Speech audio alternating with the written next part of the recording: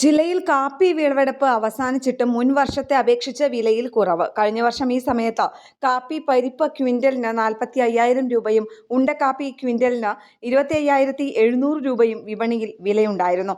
ഇപ്പോൾ പരിപ്പ് ക്വിന്റലിന് 36,200 രൂപയും ഉണ്ടക്കാപ്പി ക്വിന്റലിന് 20,300 രൂപയുമാണ്. ചെറുകിട വൻകിട തോട്ടങ്ങളിൽ ഇത്തവണ ഉൽപ്പാദനത്തിൽ വർധനവുണ്ടായിട്ടുണ്ട്.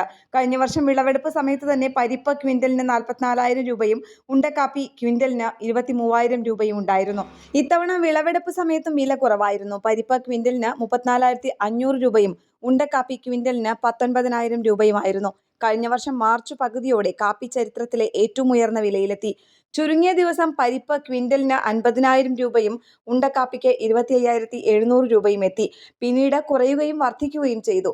വൻകിട തോട്ടമുടമകളിൽ പലരിലും കഴിഞ്ഞ വർഷത്തെ കാപ്പിയും വിൽക്കാതെയുണ്ട്. വില വീണ്ടും ഉയരുമെന്ന പ്രചാരണത്തിൽ പിടിച്ചുവെച്ചവരാണ് അധികവും.